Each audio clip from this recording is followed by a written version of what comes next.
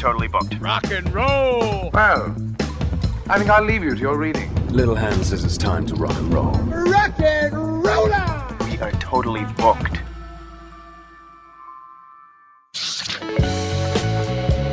Hey guys, welcome back to Booked on Rock, the podcast for those about to read and rock. I'm Eric Senich. Find the podcast online at bookedonrock.com. You get all the back episodes there in audio and video. Got a link to the YouTube channel. Also, check out the Booked on Rock merch. Got an online store now at bookedonrock.com. This episode's guests are author and rock and roll photographer John Rowlands and author Bob Klanac. They have a new book out now called Shooting Stars, Telling Tales Behind the Lens of John Rowlands. John is a legendary rock and roll photographer. As a teen, he toured with the Dave Clark Five, the Rolling Stones, and the Beatles. He's photographed David Bowie, The Who, Rush, Kiss, Sam Cooke, Linda Ronstadt, Jimi Hendrix, Bob Dylan, Rod Stewart, Bruce Springsteen, Leonard Cohen, Elvis Presley, and many, many more. He's got some amazing stories in this book, and he's going to share many of them with us today. Here are John Rowlands and Bob Klanac. John and Bob, welcome to the show. Well, thank you. Hey, thanks, Eric. Bob, I've had you on before. We were talking about, last time you were on, I think maybe 2 years ago, talking about the book Promo Man that you worked with legendary promoter Nick Panaseco on. So it's good to have you back on. I think that was like 2 years ago, right? I think it was 2021 or 2022, yeah. Yeah, so John, a lot of your photos have been seen in books over the years, but here we get the stories behind the photos. What led to this idea, and how did you team up with Bob for the book? Well, Bob has been privy to my library, and I was also very extensive on Facebook with it. So that all came about. And, of course, doing most of the pictures in Nick's book, you saw a lot of library shots that were mine because Nick and Warner Brothers and Quality Records were an account I had. And every time Nick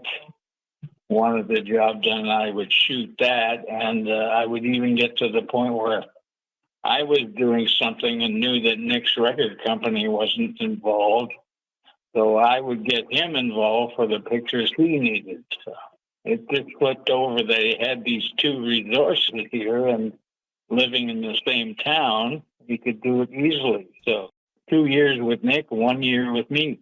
John was doing these Rock and Rowlands events in which he would show pictures and then talk about the stories behind the pictures. And that's where I got the idea that we should try and do a version of that in print. Because John, as you pointed out, Eric, has done several rock photo books, and his photos have been in other books as well. But I'm a story guy, and so I wanted to, and John would tell the stories behind the photos in these Rock and Rowlands live events, and it just seemed like a natural thing to do. Yeah, that's what I love about this book. You get the stories behind the photos. So let's get to some of those stories. John, you toured with the Dave Clark Five, the Stones, and the Beatles as a teenager. You were only 17. How did you manage to land those gigs? The whole thing about it in general is the record industry was a very different show in those days. Promo people, press people ran the show as far as promo went, and I knew a lot of these people, even on the phone.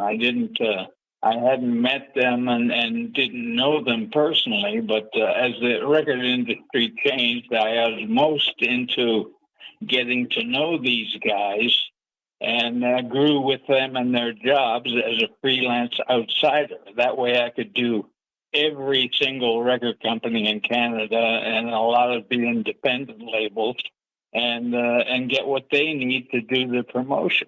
And that's what culminated in Bob's book and the stories behind it, things that don't happen now. And like the Rolling Stones came to London, Ontario in 1965, 66.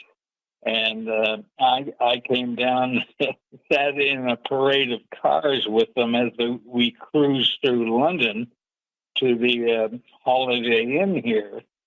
And I was in the same car as Brian Jones, which was a real treat for me. And here I am next to a fellow Pisces creative guy known to all their fans, and I'm waving at the same fans he's got. It was pretty funny at the time. I did the same thing with the Dave Clark Five, and I did the Canadian tour from here, London, Toronto, and it wound up in Sault Ste. Marie. So those were all things that were just thrown in and asked for. I was the current freelance photographer at Capitol Records, and Paul White, who paid for all my expenses out of petty cash. So I could do all this, and I said to Paul, is it okay to bring a friend? And he said, fine. So I followed the band in a Greyhound bus, paying my ticket fare to get to the next city and be like a local photographer in all these towns. And that led me to other labels like London Records and the Rolling Stones and so many others after that. But the real genesis of it all, I started writing to entertainers that I liked, and a lot of the entertainers started writing back. So it was a teenage dream of mine to want to meet Annette Funicello and so on, and Bob Cummings, who had a TV show at the time as a photographer called Love That Bob. And Perry Como was a weekly program that we all liked and featured at least once a month, Brenda Lee. So these are all the people that I cut my teeth on, and just getting back to have these record company access and validity of doing their work led me to working for them. So it was all just a rolling into the next situation every time. So. Bob, how fun was it for you just to get all these stories from John as you're putting together this book?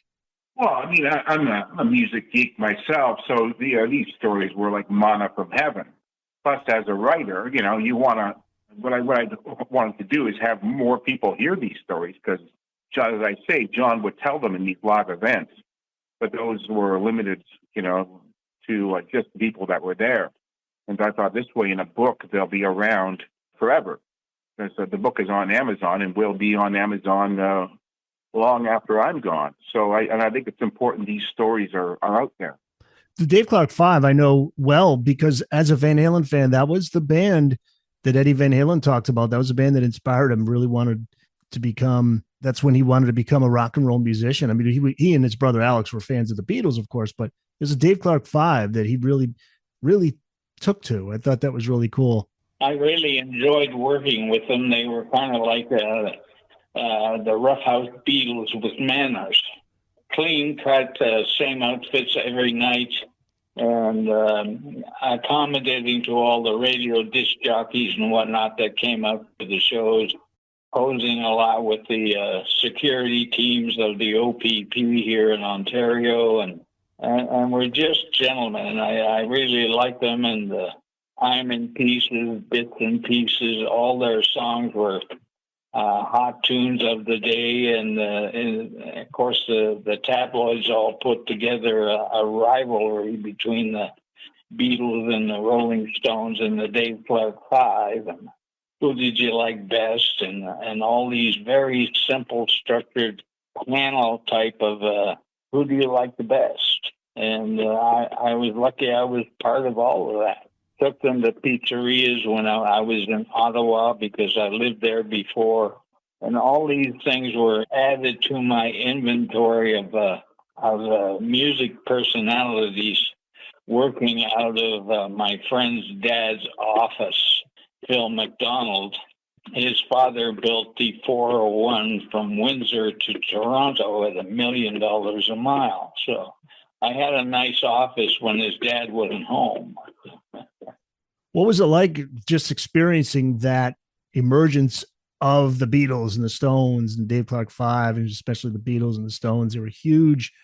Did you sense that this was going to be something really big? Yes. Oh, yeah. We were part of that because starting with Capitol Records, I asked if I could bring my friend Phil, and they said, okay. It was logical to have two people working on the job, and for a personal friend to be doing this, The only thing I could put them to work doing was gathering autographs of these people just to prove to my friends that I really did meet them. And then a few days later, the pictures would be out and in magazines in Canada. I got a pass from Santa Bodiac and was walking from one side of the gardens to the other backstage so I wouldn't have to fight through the crowd.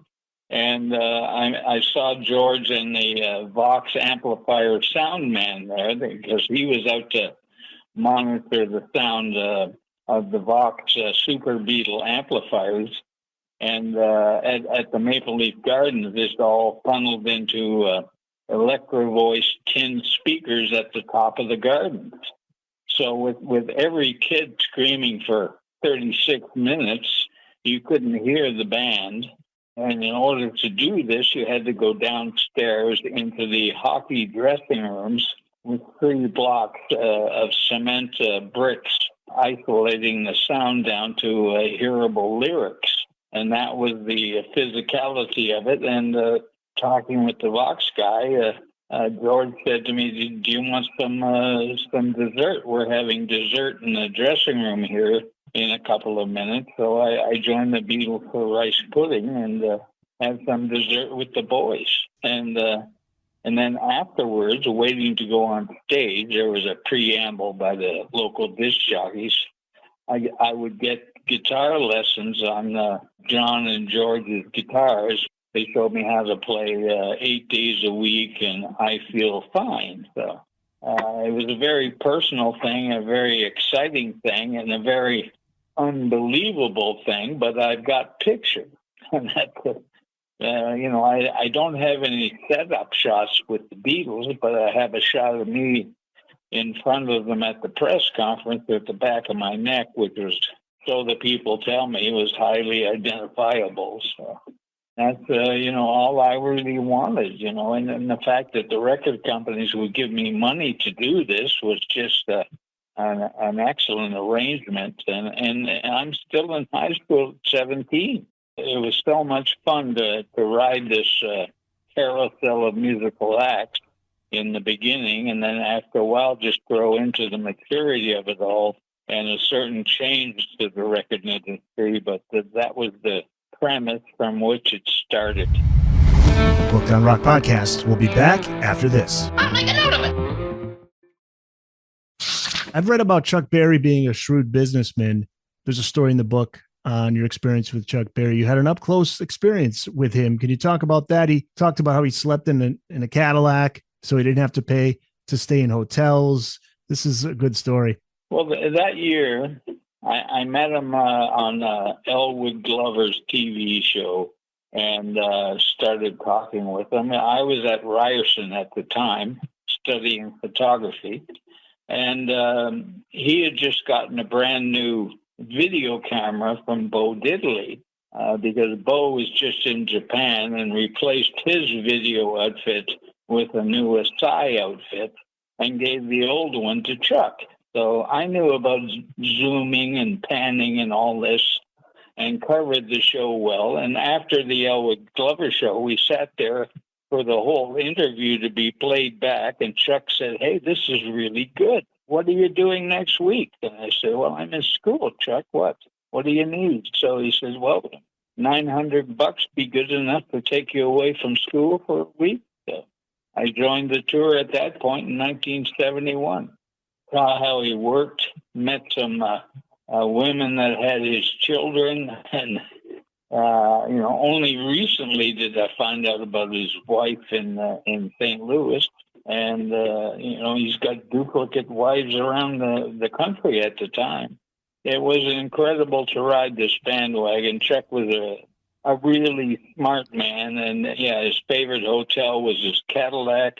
And, his favorite restaurant was icebox food that he packed the day before and so on and so forth. And he made an extra $100,000 a year doing this. And, I worked with him on updated tours until I retired from the business. And he was a storybook every show. He'd want money up front in his case, $30,000 before you play. And then he wanted a 57 twin reverb, and if he didn't have one, he'd rent you his. Things like that were a lot of fun from Chuck, because he was quite a showman. I got a lot of his shots, but I didn't see any duck walk, but I have him leaning over and almost doing the duck walk. He was a fantastic entertainer. The records were all on the chart, big news, and it was a delight to know Chuck Berry, even though his reputation for getting along with most people was terrible. You worked with Rod Stewart and Faces at a time when, as Bob writes, Stewart and the band were starting to crack. What happened? We had waited at the airport for aircraft to bring them to Toronto from Detroit. And after 5 flights, we let the limos go. And then he came in, and the reason being they were in jail because they did a show in Detroit, came back to the hotel. There were 2,000 girls in the lobby, and they had rooms on the 19th floor, and the elevators were shut down, so the guys had to run up to the rooms and get away from the girls. So Rod said to them the next day when they were checking out, everybody check out, but light something on fire in your room. So they did this, and that's why they were 5 flights late. And we were sitting at the airport, the promo team, and I had the newest car. So I drove Rod and his manager to the Inn on the Park Hotel, get them into the room and relax for a few minutes, and then he wanted to go in and have a drink at the bar, which was pretty exclusive in those days. And he had on a soccer scarf wrapped around his neck, part of his show, part of his persona at the time. And they said, sorry, sir, no tie, no admission. So there was an argument about that. And then he went downstairs on a spiral staircase. And at the Inn in the Park, they had a big Christmas tree. Well, he got up on a karate stance and side-kicked the Christmas tree onto the floor. We got in my car and drove down to the gardens immediately and drove right into the gardens with my car. So. Hot Rod. Yeah, what about the Everly Brothers story? That's another great one. You walked in on a moment between the two brothers. They weren't getting along so well. This is back in 1971. Yeah, well, they, at this time, for some reason, they were fighting. And there had been notices to the record company that, just be as cool as you can with them because they're fighting. So I had to photograph them, and, of course, Smiles, because I wanted them to look good because they were one of the bands that I used to think about rock photography when I was 10 years old. And some of their pictures showed them as very happy guys singing songs. And the pictures were so obvious they were singers. Anyway, I wanted them to get along. And so I came on with a very gay-sounding voice and said, hey, boys, come on, let's get together here and smile. Let's go smile. And, of course, they burst into laughter with that kind of thing, and it looked like they're friendly again. So it was not expected from them, but it did happen. Well, I got to say, John, I am very jealous after reading your story about Linda Ronstadt. The photo in the book, she just is stunning in this photo. She's got the cutoff jeans, shorts, just beautiful. This takes place in Los Angeles, 1973. And You're No Good was the record, and Glenn Fry and Don Henley were in the band, and Linda was going out with Albert Brooks at the time. One of the roadies told me down front I'd met Linda at a little short press conference there, and he said, you should pay more attention to Linda because she really liked you. So I didn't have a chance to pay more attention to Linda, but was certainly in love with all of photography and happy to do shots. And throughout Nick's career at Warner's, then I got to do that kind of stuff. So once again, the excitement is the best word. Bob, what do you think when you heard that story? What was running through your mind? Well, you can imagine. I mean, I'm looking at this photo, and it's funny because John is about guess 10 years older than me. So he was kind of like living the life that a lot of us, kind of thought we'd like to live.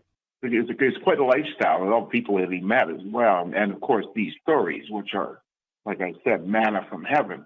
Absolutely. And the Wolfman Jack Guess Who story is another good one. You contributed to their song Clap for the Wolfman. Yeah, he was doing a car show in Toronto, and Burton was in the studio and had written the song Clap for the Wolfman because the Midnight Special was a big deal in those days. So with or without Wolf, he was going to do the record anyway. But hey, we got him after the show. We showed up at Nimbus 9 Studios, and we ad-libbed our way through it. And the side story was he showed up with two girls and left with the two girls, and whatever happened with them was whatever happened. But Burton had put together the tracks and had a whole gag track for Wolf, and he laid them down. You've got the angles, I've got the curves, or you've got the curves, I've got the angles. I forget all the lyrics, but it just fit like the glove, and it was so spectacular and so easy to do. Bert was into all this recording stuff, and Nimbus 9 with Ben McPeak and Jack Richardson were up to capture it on the tape and the excitement of it all, and it went down. Session ended at 5 a.m, starting around midnight. And that's the record you hear today. This episode's guests are rock and roll photographer John Rowlands and author Bob Klanac. They have a new book out now called Shooting Stars, Telling Tales Behind the Lens of John Rowlands. Bob, you note at the start of the book, quote, "This may come as a shock, but not every act John lensed is covered in this book. It would be easier to find an act of the rock and roll era John didn't shoot than the opposite." Was it a challenge for you to decide which ones to include and which to leave out? Did you have a limit on how many words you could write? Was there a page limit? There really was no limit on words or anything. John and I went through, and as part of the process, we went through and looked at over 650 photos of his. Some were multiple versions of the same act at the same show or something. So, there's some overlap there. But we went through pretty much everything, and we didn't leave out. I don't think I left out much. I mean, it's on the other hand, having said that, even as we're listening today, John's got an amazing memory. He keeps tossing in new little tidbits. It's like, oh, okay, I don't really remember us talking about that. So John's memory is amazing and still is amazing. That's what I was going to ask you about. That's the challenge, right? Because you write, quote, "For every story here, he would provide an exhaustive overview of fascinating details, as extraneous to the story as they are fascinating. For the sake of focus, many of these details are missing." So how challenging was that for you to have to decide on what details to leave out and what to leave in? Well, I had to think like a reader. I had to sort of think about, is John at one point today was just talking about, and he mentioned the name of someone who, I can't remember what it was. It was in the context of one of the stories. And it's not a name that everyone's going to recognize, and it's not, key to the telling of the story, but it's just a sign of how much John remembers. The names of people that he worked with, just to a lesser degree sometimes, and just all the names. So it was simply a matter of trying to think like a reader. What does the reader need to know? What does the reader want to know? So it's kind of like you're being a bit of an editor at the same time. So the story flows. John, did you have a diary that you kept, or is this all by memory? I kept diaries, but not very accurately, but they were always a recollection for me to who I worked with and what year it was and whatnot. I did keep maybe 6 years worth, but the span of this book covers 45 years, and it really all started from writing letters to people. And, with good memories and good people I was writing to, then I got a lot of postcards back from Disney with Annette Funicello movies she did, and other celebrities like Bob Cummings owned the copyright on this car that would have wings on it and actually fly. Way back in the 50s, you had that. I loved his movie Saboteur, directed by Albert Hitchcock, and so on and so on and so on. And there was obviously to these people quite a connection, and enough to write me back. And I even got a 6-page letter from Perry Como in pencil. I ultimately worked with Perry on a Anne Murray special in Quebec City. So taking something way in the background from, say, 17 or 12 years old and meeting the guy 10 or 15 years later was something I could fit in with as a conversation starter and a commonality that let me do my job. And the entertainer was often on my side saying, oh, let him alone. He's with me. The Booked on Rock podcast will be back after this. Hold on. There's a chapter on Grace Slick, and you start off the chapter, Bob, by writing, quote, "It would be nigh near impossible to be a photographer looking through the lens at a rock goddess and not feel more than a twinge of something else. For John, Grace Slick of the Jefferson Airplane made his heart or something like it skip some beats." John, you had quite a relationship with Grace. Tell us about your experience working with her. I was shooting stuff for the Nikon School of Photography at the time, and they had a special camera they wanted me to try out. And, I had often played with these special things on Rolling Stones tours and whatnot. But Jefferson Starship opened for the Stones on one tour, I think in 75. They did 6 dates with them, and I shot her with this camera that allowed me to take a 4-second time exposure and shoot the flash at the end of the exposure. So I captured a lot of motion streaking through her hair, highlight of her eyes is streaking, and she's looks like she's in flames, red flames, not yellow red. So I blew up a 16 by 20 and went to Pine Knob in Detroit and shot the band for the record company as well. And I backstage, I gave her this big shot, and she looked at it, and she said, "Wow, that is magical." And then she proceeded to stick her tongue down my throat, which was just a real good dream for me to talk about. That photograph is on the cover of the book in the upper left. To this day, it's still a magical shot and gets requested by fans of mine that they'll pay $200 to get one. So very, very happy. I would think, yes. I would think. Alice Cooper's story is amazing. What a comeback story in terms of him getting sober and really taking control of his life and his career. You've worked with Alice, and it was through him that you got to photograph Vincent Price. Can you talk about that and the interesting thing that you did with the shadow on his face in the photo that you took, and his photos in the book? The whole thing about Vincent came about with, once again, my relationship with Warner Brothers and Gary Slade, who was Nick's boss at the time in promotion, thought, here's a good local photographer who could do the job. So they assigned me to shoot the show for the record company. And there's been a lot of other sources that use those pictures too. So I would go there, and I was certainly accessible to all the highlights of the show. And then meeting Alice and Vincent, and also having some background on knowing that Vincent Price was Red Skelton's best friend at the time. I wanted to shoot a portrait of Vincent, and I was there arranging the lights that didn't interfere with the TV show. And I worked on those for 2 hours and eventually said to Vincent, I'd like to take some shots. And I gathered up and shot it with my Hasselblad. I think I got 4 shots. And he said, well, take more, John, take more. I said, Mr. Price, that 4th shot is a great shot, and I'll show you tomorrow what I got. So I went home, processed the film, and I was shooting the next day again. So brought them to the studio and showed them to Vincent, and he was amazed because if you put your hand in the middle of his face and feel the right side, you see the whimsical Vincent, and you turn the hand on the left side of his face, and you see the horrific Vincent Price. I said, I'm going to L.A. tomorrow to work with Red Skelton.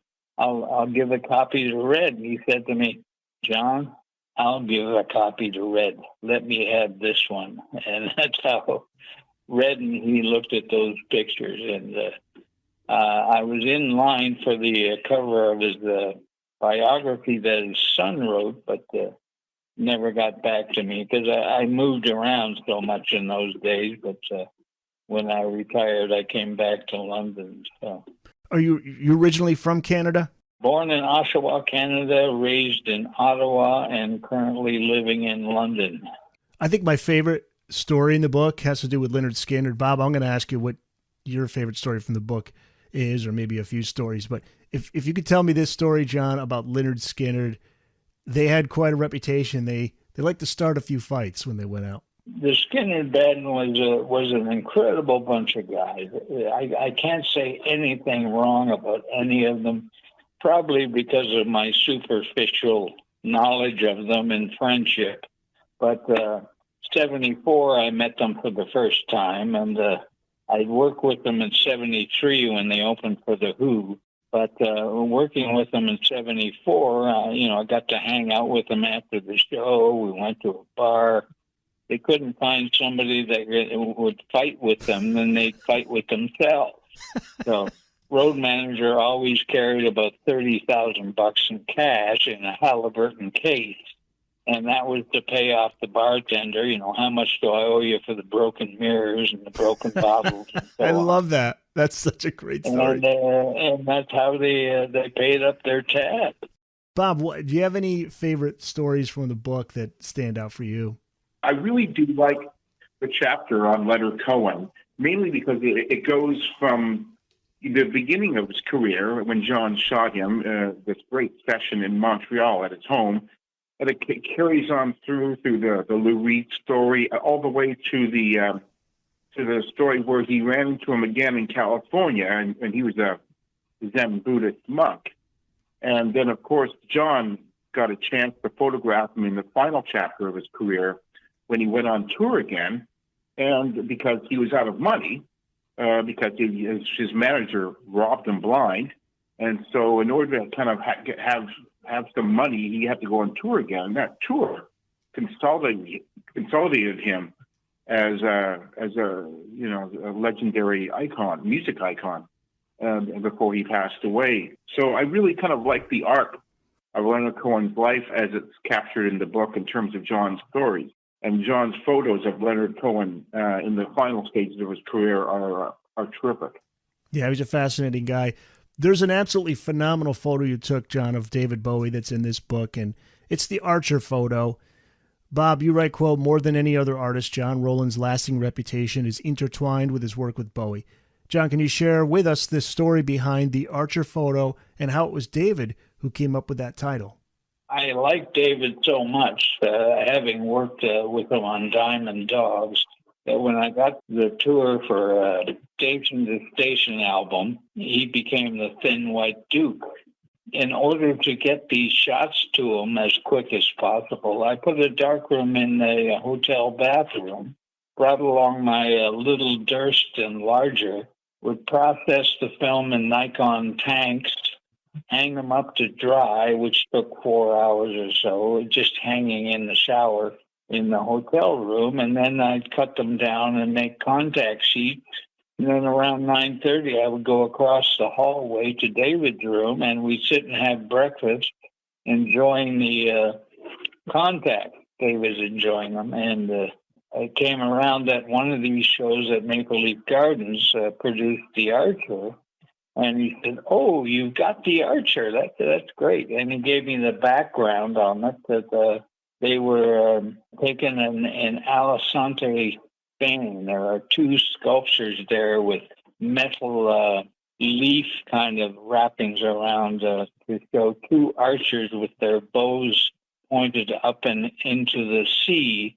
And they are the namesake of the Archer photograph that he was emulating. So I had captured that, and he knew right away who it was, and my angle was good.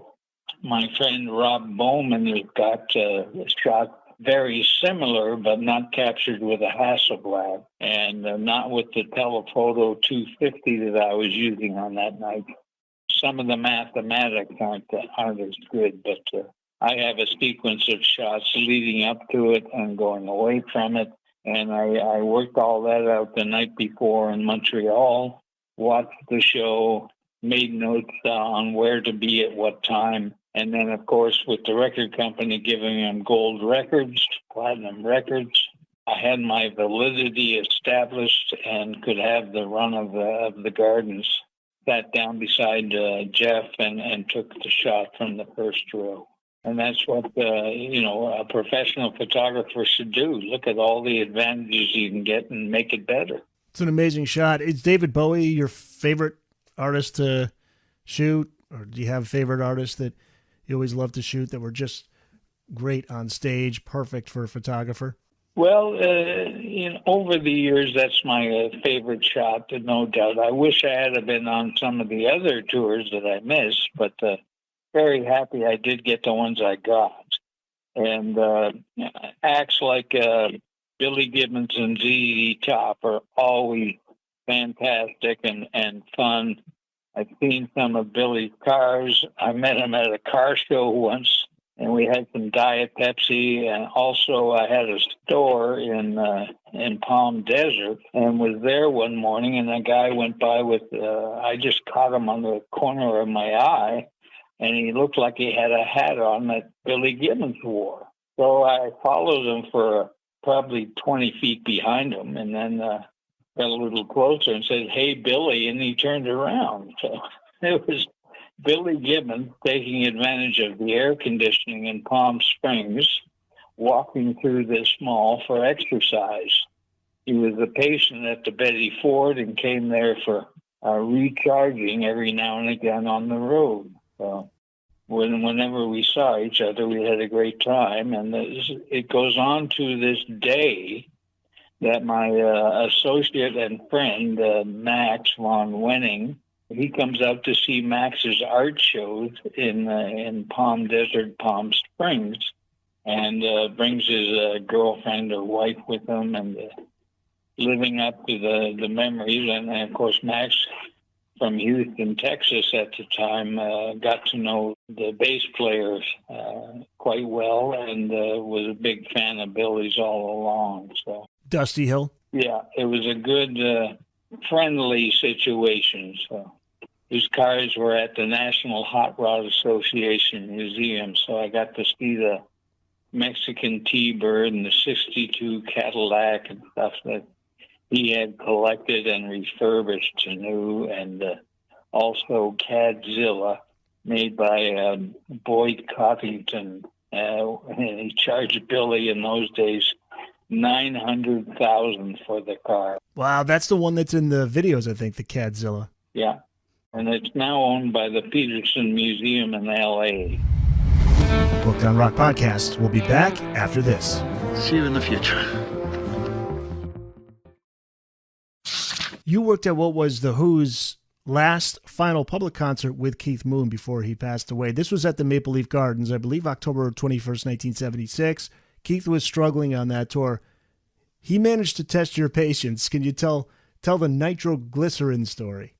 Well, when the Who was there, they always like to end their tours in Canada to Toronto, and they would have a party there. First night would be a party for the Who, put on by the crew, and second night would be party for the Who, put on by the Who. I'd done my job, took my pictures and whatnot at the party, shook hands with everybody, and went out to the parking lot, got in my friend's car, and were heading up University Avenue, and right out of the blue, fire truck came whipping around the corner in front of me and circled my car. And I said, what's going on here? And the fire guy is screaming at me, "Get out of the car and open your trunk." So I got out of the car and opened my trunk, and my camera case was in there. Open it. Opened it up, and there's 3 Hasselblads in there and sponge compartments, safe and sound. And all of a sudden, all the tension went out of this fire guy's body, and he just said, "Holy shit, we've been duped." And I said, "What the hell's going on? What the hell's going on?" And I didn't get any answers till the next day when I saw the Who again. And they said, when Keith saw you getting into your friend's car, he called it into the fire department that a certain Chevrolet or Cadillac or whatever we were in going up Avenue Road. I don't know what distinction. I guess he had the plates. Had nitroglycerin in the trunk for the terrorists. And that accounted for everything that happened after that. After half an hour of explaining my naivety to it all, my girlfriend and my secretary continued home, and we had to pull over about 10 blocks away and just sit for a few minutes because we were so disorientated by what had happened and how it happened. Until the next day. Oh, my God. He must have done this every town and city he went in. I mean, it's just another day in the life of Keith Moon. Didn't he told Alice Cooper, this is in the book, Alice Cooper had a story about Keith Moon living in his garage?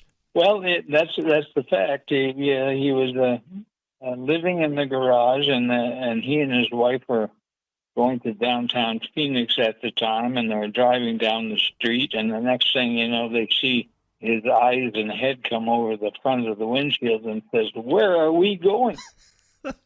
And it was just like Keith. He was a crazy man. He blew up his drums on set a lot. He liked to destroy things. And Keith is actually deaf in his left ear because the drums were always to the left of Pete. It cost him his hearing in the left ear. He was quite a character. The new Bob Dylan movie is out. I thought it was amazing. Bob's somewhat of an enigma. How was your experience working with Bob Dylan? Well, it was all kind of secondhand energy. I liked Bob. I shot the Rolling Thunder review. He was always not coming to the party afterwards. When I first met him years before that at Mariposa in Toronto, we used to sit in the hallway outside his room. There'd be 5 or 10 friends that knew his room, and we'd go up there and we'd sit and play his guitars with him in the hallway. And we could just actually hang around with Bob in those days.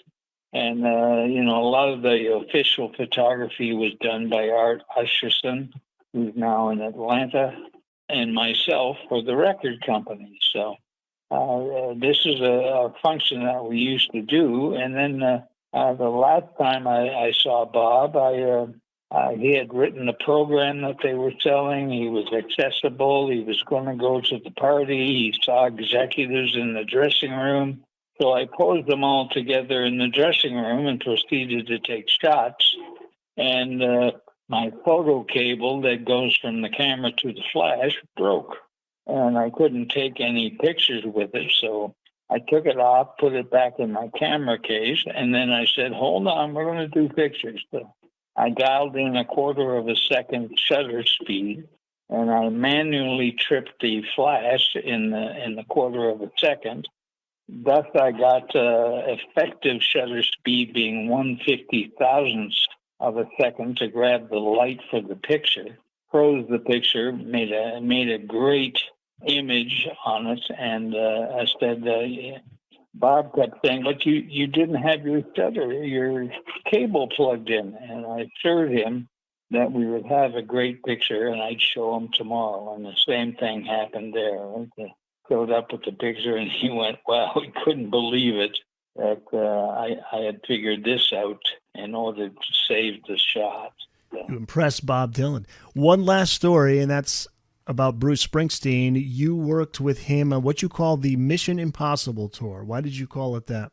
Well, I got called by CBS and said, "We want you to do some tour dates in upper state New York." we're going to put you on the road with Bruce, and we want you to black out the Hasselblad chrome so he doesn't see you, and smuggle the long lens into the concert and so on and so forth. Because Bruce was going out with Lynn Goldsmith, another fine photographer, and he always made Bruce look like a teddy bear, a nice guy, a friendly guy, and her aspect of loving this guy showed in her pictures. And they wanted Bruce as he really was, and I would shoot all the emotions that he showed, and CBS would buy them. Nobody was to know I was there in the crowd, and I got away with it. I had enough money to hire 2 kids to sit in front of me, 1 kid to sit beside me and shield me from that side of the aisle. And this kid sitting beside me, when he sees me take out a 250 from my boot, a telephoto lens to put on the Hasselblad, and he freaked out and he said, "Wow, man, right on." What tour was that? I forget if it's in the. I'm sure it's in the book. Yeah, it might have been 78. When Goldsmith shot Springsteen's Darkness on the Edge of Town cover, and that came out in 78. So that seems about that time. Quite a career, and these are just some of the stories in the book Shooting Stars, Telling Tales Behind the Lens of John Rowlands. It's out now. You can find it wherever books are sold. And John, where can people reach out to you if they want to contact you? Do you have a website that people can go to? I don't have a website at the moment. I'm looking at website designers right now, but my email address is johnrobertrowlands@gmail.com. Okay, johnrobertrowlands@gmail.com. Yeah, if anyone wants to get any prints done, just email John, and he'll be happy to work it out with you. All right, and Bob, you have a Facebook page. I know people can reach out to you there, right? Yeah, definitely for both books, for this and for Promo Man. And definitely get a hold of me via those methods. Great. John Rowlands, Bob Klanac, thanks so much, guys, for coming on, sharing these stories. Thanks for having us, Eric. Thank you, Taylor.